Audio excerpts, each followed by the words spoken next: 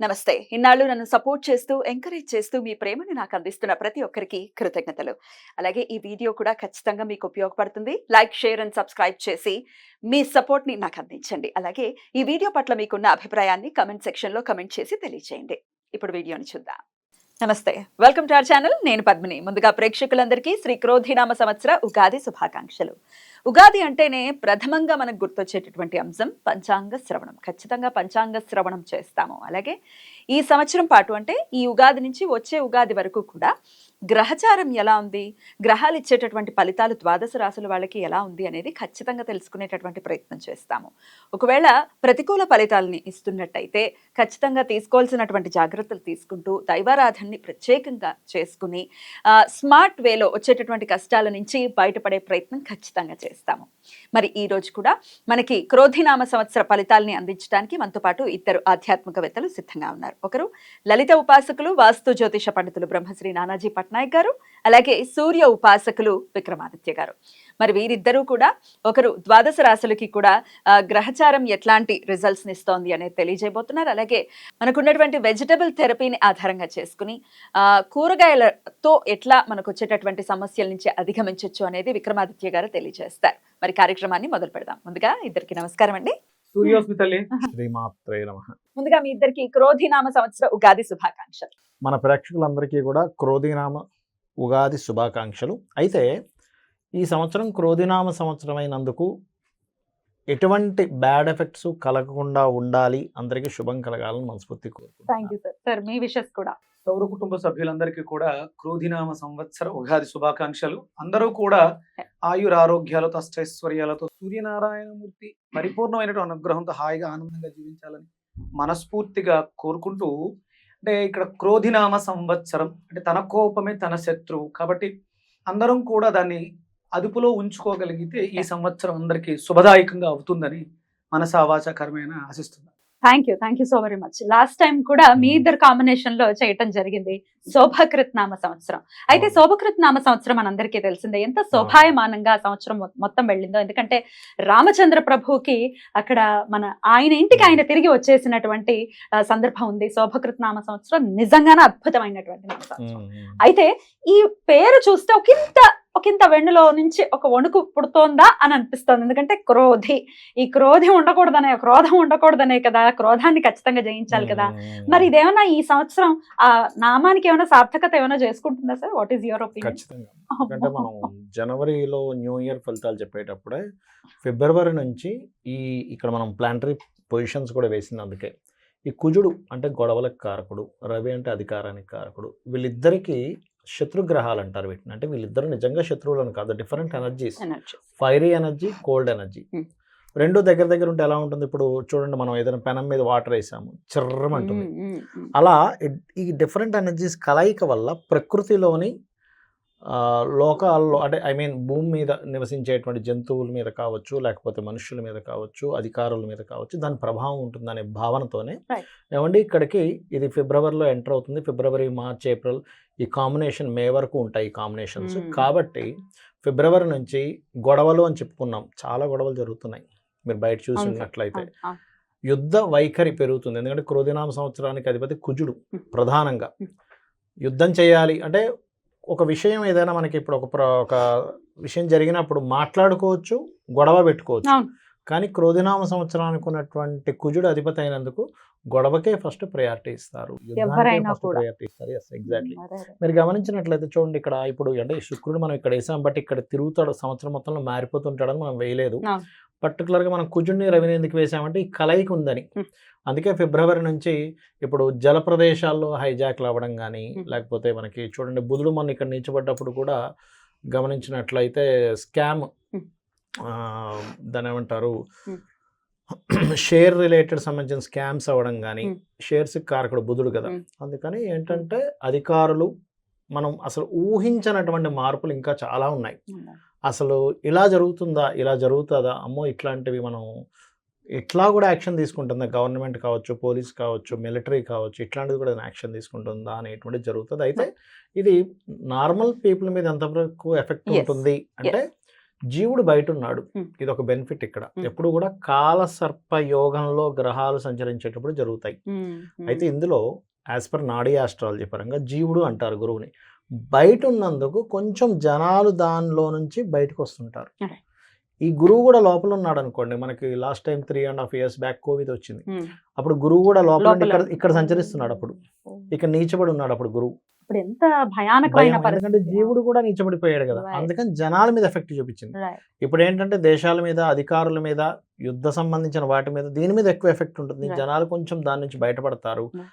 కాకపోతే ఇక్కడ నేను చెప్పేది ఏంటంటే ఈ కాంబినేషన్ ఉన్నప్పుడు సహజంగా ఎక్కడైనా ఇరుక్కొని ఏ బాంబు పేలుల్లో ఇట్లాంటివి ఇరుక్కోకుండా ఉండాలంటే అమ్మవారిని తలుచుకోవడము, లేకపోతే సూర్యుల్లోనే అమ్మవారిని చూసుకుంటూ చేయడము, చండీ పారాయణం చేయడము, ఏదైనా ఒక శక్తి దేవత ఆలయాలు, ఆంజనేయ స్వామి టెంపుల్కి వెళ్ళడం, లేకపోతే సుబ్రహ్మణ్యేశ్వర స్వామి ఆలయానికి వెళ్ళడం చేయడం ద్వారా ఈ యొక్క పరిస్థితి నుంచి బయటపడతారు. తప్పకుండా సరే. ఇది అయితే కామన్ పీపుల్ కి ఎట్లాంటి రిజల్ట్స్ ఇస్తుంది అనేది మన మెయిన్ మోటో కూడా ఈ ప్రోగ్రామ్ చేయడానికి. ఎగ్జాక్ట్లీ. సో ఒక్కొక్క రాశి వైజ్ గా కూడా ఒకసారి మాట్లాడుకుందాం. అంతకన్నా ముందు క్రోధినామ సంవత్సరం మరి పేరు భయానకంగా ఉంది, అది డెఫినెట్ గా సార్థకం చేసుకుంటుంది అని అంటున్నారు. కాబట్టి వాట్ ఈస్ యువర్ ఒపీనియన్?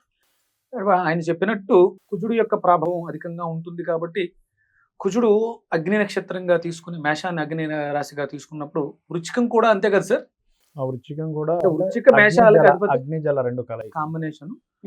ఇది ప్రధానంగా అంటే మనలో ఉండేటువంటి అగ్నితత్వాన్ని పెంచుతూ ఉంటుంది. దాన్ని శాంతింపజేసుకోవడానికి కుజుడికి ప్రధానంగా ఉన్నటువంటి కూరగాయలు మనం ప్రధానంగా తీసుకునేది బూడిద గుమ్మడికాయ గురించి మాట్లాడుతూ ఉంటాం. అంటే కడుపు మంట, కడుపులో మంట, ఇవి రెండు కూడా అగ్రెసివ్ అయ్యే అవకాశం ఉంటుంది. అంటే తన కోపమే తన శత్రువు అంటారు. క్రోధినామ సంవత్సరంలో విపరీతమైనటువంటి కోపతాపాలకి అవకాశం ఎక్కువగా ఉంటుంది కుజుడు ప్రధానంగా తీసుకోవడం. ఇప్పుడు మనం ఈ ఎపిసోడ్ మంగళవారం చేస్తున్నాం, మనకి క్రోధినామ సంవత్సరం కూడా మంగళవారం వస్తుంది. కుజుడు ఆధిపత్యం తీసుకోవడానికి ఇది కారణం అవుతుంది. అంటే సిమ్టమ్స్ నేచర్ మనకి చెప్తుంది, కొంచెం జాగ్రత్తగా ఉండండి. అంటే ఇప్పుడు మనం ఆ అగ్నిని తట్టుకోవాలంటే వరుణ దేవుడిని ఆశ్రయించాలి, అంటే చల్లదనాన్ని మనకి తీసుకోవాలి. అందులో గుమ్మడికాయ, బూడిద గుమ్మడికాయకు ఉన్నటువంటి తత్వం అగ్నితత్వం అయినా అది ఉష్ణైన శీతలం అంటారు. వేడితో సమయంపై ఆవిరై వర్షంగా కురుస్తుంది. అందుకని ఇక్కడ మనం బూడిద గుమ్మడికాయని, బీరకాయ, అంటే మనకి డయాబెటీస్ వ్యాధి పెరిగే అవకాశం ఎక్కువ ఉంది. అలాగే గ్యాస్ట్రిక్ ఎసిడిటీ సమస్యలు విపరీతంగా ఇబ్బంది పెట్టే పరిస్థితుల్లోనే ఆ గొడవ తత్వం వల్ల, అరవటం వల్ల, ఇప్పుడు మీరు ఒక పెద్ద గొడవ జరిగింది, ఆ గొడవ అయిపోయిన వెంటనే మనం భోజనానికి కూర్చుంటే ఆకలేదు, చచ్చిపోతుంది కదా, ఆకలి చచ్చిపోతుంది. అన్ని ఫీలింగ్స్ చచ్చిపోయి ఉంటాయి. అందుకని ఏంటంటే సందర్భానుసారం మనం గుర్తించాల్సింది అవసరం ఎంత ఉంది అని గుర్తించుకోవాలి. ఎక్కువగా ఈ సంవత్సరం అంతా కూడా బూడిద గుమ్మడికాయని ఆశ్రయించడం ద్వారా, బీరకాయని ఆశ్రయించడం ద్వారా మనం క్యాన్సర్ దగ్గర నుంచి. మరి క్రోధినామ సంవత్సరం వృశ్చిక రాశి వారికి ఎలా ఉందో ఇప్పుడు తెలుసుకుందాం సార్, మీ ప్రెడిక్షన్స్. తప్పకుండా అమ్మా. ఫస్ట్ ఆఫ్ ఆల్ ఇక్కడ మనం ఆదాయము, వ్యయము, రాజ్యపూజ్యము, అవమానంగా చూసుకుంటే వృశ్చికం వారికి 8-14గా ఉంది. అంటే 8 ఆదాయం, 14 ఖర్చుగా చూపిస్తుంది. కాకపోతే 4-5 అంటే అవమానం 4, అవమానం 5, రాజ్యపూజ్యం 4. అంటే మెచ్చుకునే వాళ్ళ సంఖ్య 4 ఉంటే ఇబ్బంది పెట్టే వాళ్ళ సంఖ్య 5 ఉన్నారు. మరి దీన్ని ఏమైనా మార్చుకోవచ్చా, ఇది ఇలాగే పనిచేస్తుందా అంటే హ్యాపీగా మార్చుకోవచ్చు. ఫస్ట్ ఆఫ్ ఆల్ ఇక్కడ ఏంటంటే ఆదాయము, 2వ అధిపతి 6లోకి వెళ్తున్నాడు మే నుంచి. అంటే 2 మీద దృష్టి తగ్గుతుంది. 2 మీద దృష్టి తగ్గుతుంది అంటే మనం ఏం చేయాలి, దాన్ని దానం ఇవ్వడం ద్వారా మార్చుకోవచ్చు. అంటే శనగలు దానంగా ఇవ్వడం, దత్తాత్రేయుడి యొక్క ఆరాధన చేయడం అనేది చక్కగా మంచి ఫలితాలు ఇస్తుంది. అయితే వ్యయం మరి ఎందుకు వస్తుందండి ఇక్కడ? వ్యయం మీద దాని ప్రభావం ఏమిటంటే వ్యయానికి కోణంలో శాటర్న్ ఉన్నాడు. అది కాకుండా వీళ్ళకి సహజంగా కూడా అర్ధాష్టమ శని నడుస్తుంది. సో దీనికి ఏమిటి అంటే ఈ వ్యయం తగ్గించుకోవాలంటే శ్రీమాత్రే నమః నామస్మరణ బ్రహ్మాండంగా పనిచేస్తుంది. ఇంకా ఎన్నాళ్ళు ఉంది సార్ అర్ధాష్టమ శని? ఇంకొక 1 year 2 months ఉంది. సో ఈ అర్ధాష్టమ శని ఉన్నప్పుడు ఎవరికైనా సరే కలిగే ఫలితాలు ఏమిటంటే నిందలు పడుతుంటారు, కన్స్ట్రక్షన్స్ చేసేటప్పుడు కొంచెం స్లో అవుతుంటాయి, ఆఫీసు ఏదైనా సరే. అయితే ఇక్కడ వీరికి మిగతా అంశాలు కనుక చూసుకుంటే డూసు డోంట్స్ చూసుకున్నట్లయితే పర్టికులర్గా కన్స్ట్రక్షన్ రిలేటెడ్ సంబంధించిన విషయాల్లో కొంత జాగ్రత్తగా ఉండాలి. ముఖ్యంగా తొందరపడి వాహనాలు తీసుకోవడము, గృహం వాళ్ళ బడ్జెట్ కంటే ఎక్కువ పెట్టేసి తీసుకుంటారు కొంతమంది. తర్వాత అయ్యో నెలకింత వస్తుంది, ఇంత ఖర్చు అవుతుంది, అది బ్యాలెన్స్ చేసుకోలేకపోతారు, కొనేసుకుంటారు. సొసైటీలోనేమో పలానా తీసుకున్నాం బిల్డింగ్ అంటారు, పరువు పోతుందేమో, కానీ ఎక్కువ బడ్జెట్ పెట్టేసాం. Yeah. దీంట్లో ఇబ్బంది Confusions లో పడుతూ ఉంటారు. కాబట్టి ఈ విషయాల్లో చాలా జాగ్రత్తగా ఉండాలి. అర్ధాష్టమి శని నడుస్తుంది ఇప్పుడు ఒకటి. రెండవది గర్భం అంటే స్త్రీలు కొంచెం జాగ్రత్తగా ఉండాలి. ఏది ప్రెగ్నెన్సీతో ఉన్నటువంటి స్త్రీలు. ఈ రెండు మేజర్గా జాగ్రత్త తీసుకోవాలి. లాభంలో ఉండేటువంటి కేతువు ఒక రకంగా చెప్పాలంటే 50-50గా ఫలితం ఇస్తుంటాడు. బికాస్ ఆఫ్ దుస్వభావ రాశుల్లో ఉన్నాడు కాబట్టి లాభాన్ని ఇస్తాడు. ఎట్ ద సేమ్ టైం లాభాలు విచిత్రంగా ఇస్తాడు. దానికి తోడు గురువు దృష్టి కూడా వస్తుంది కదా నెక్స్ట్. కాబట్టి లాభం పెరుగుతుంది. కొంత స్టేబుల్ అవుతాడు కేతు.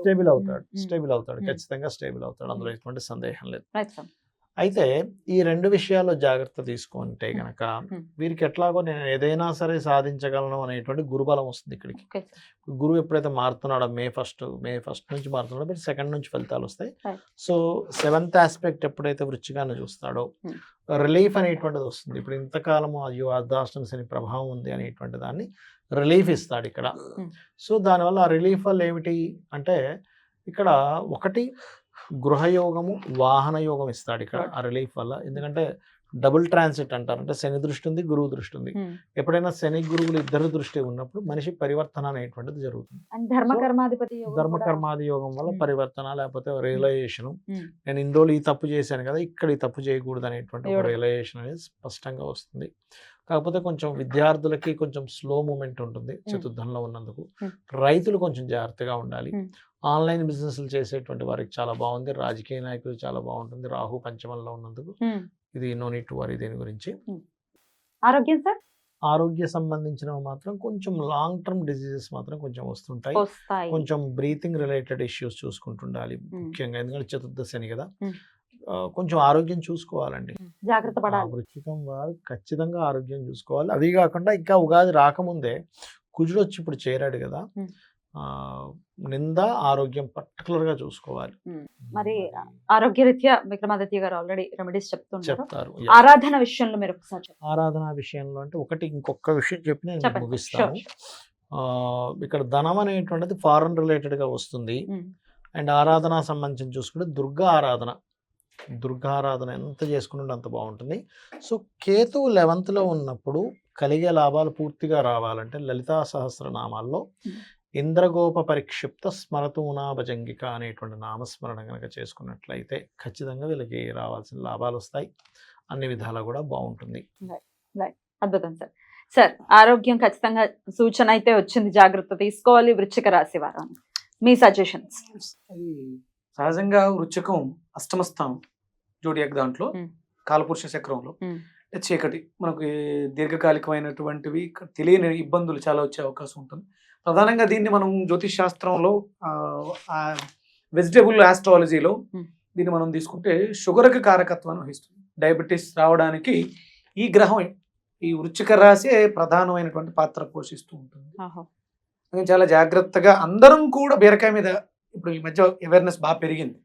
అంటే చీకటి ఇది ఇంచుమించు మనకి 140 కోట్ల మంది జనాభాలో 70-80% డయాబెటీస్ పీడించేస్తుంది.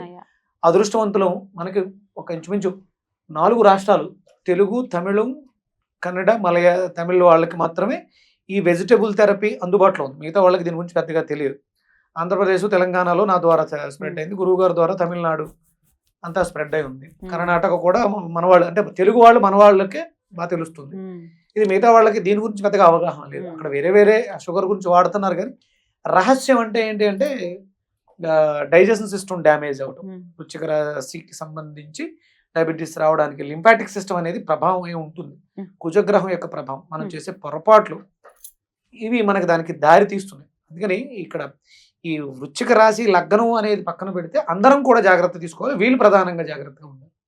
ఇలా ఈయన గురుగారు చెప్పిన దాని ప్రకారం నేను రాసుకున్న దాంట్లో ధనస్థానం, వాక్కుస్థానం, కుటుంబ స్థానం ధనస్సు అయింది. ఇక్కడ ఎండు కొబ్బరిని ఎక్కువగా సూచించడం జరుగుతుంది. అవతల వాళ్ళతో ఎప్పుడు వస్తుంటే మనం కాన్ఫిడెంట్గా మాట్లాడలేకపోతే అవతల వాళ్ళ దగ్గర కొంచెం మనం డౌన్ అవ్వాల్సిన అవసరం ఏర్పడుతుంది. అది ఇప్పుడు మనకు తగ్గింది కాబట్టి ఎండు కొబ్బరిని విరివిగా తీసుకోవడం ద్వారా మనలో ఉన్నటువంటి కాన్ఫిడెన్స్ లెవెల్స్, వాక్కు, ప్రజెంటేషన్ బాగుండడం ద్వారా మనం ఇన్కమ్ని, ఆదాయాన్ని, కుటుంబంలో మార్గదర్శకత్వాన్ని పొందగలుగుతాం. ఇలాగే ఇక్కడ తృతీయ స్థానం నిమ్మకాయ కూడా చెప్పడం జరిగింది విక్రమ స్థానంలో.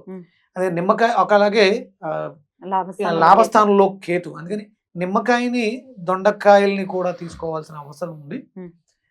నిమ్మకాయ, దొండకాయ, గోరుచిక్కులు కూడా తీసుకోవడం ద్వారా మనం ఆ వ్యయం లాభం అధికంగా పొందడానికి అవకాశం ఏర్పడుతుంది. మనకు వచ్చేటువంటి సమస్యల్లో లివర్కి సంబంధించిన సమస్యలు, కంటికి సంబంధించిన సమస్యలు, చర్మానికి సంబంధించిన సమస్యలు తగ్గే అవకాశం ఉంది అని చెప్పిన దాంట్లో చూస్తే DNA 4th ఏదైతే ఉందో డిహైడ్రేషన్, బెండకాయల్ని తీసుకోవడం ద్వారా బెండకాయల్ని విరివిగా శనికారకత్వాన్ని బెండకాయ నీళ్ళలో నానబెట్టి దాన్ని తీసుకోవడం ద్వారా ఆ సమస్యలను మనం అధిగమించడానికి అవకాశం ఏర్పడుతుంది. అంతేనా? అంతే. ఆ మంచు గుమ్మడికాయని దానంగా ఇవ్వడం ద్వారా, కర్మస్థానం కదా 10వ ఇల్లు, మంచు గుమ్మడికాయని దానం చేయడం ద్వారా మనం మన చేసే కర్మల్లో, పనుల్లో, వాటిల్లో మనకి విజయం రావడానికి అవకాశం. జ్యూసులు ఏదైతే చెప్తున్నారో అవి దానంగా కూడా చేయొచ్చు. ఆ కూరగాయలు దానం చేయొచ్చు, జ్యూసులు తయారు చేసి దానంగా చేయొచ్చు, లేదంటే కూరగా వండి కూడా అన్న ప్రసాదాన్ని వితరణ చేయొచ్చు. భూమాతను కాపాడదాం, సూర్యకిరణాలకి ఎలాంటి ఇబ్బంది కలగకుండా చేద్దాం, ఆదిత్య హృదయ పారాయణం చేద్దాం. తప్పకుండా చాలా అద్భుతంగా తెలియజేశారు. మరి క్రోధినామ సంవత్సరం వృశ్చిక రాశి వారికి చాలా అద్భుతమైనటువంటి ఫలితాలు ఇవ్వాలని మనం స్ఫూర్తిగా కోరుకుంటూ ఇక నెక్స్ట్ ఎపిసోడ్ లో ధనస్సు రాశి గురించి మాట్లాడుకుందాం. థ్యాంక్ యూ సో మచ్ అండి. నమస్తే. సూర్యస్మిత. నమస్తే.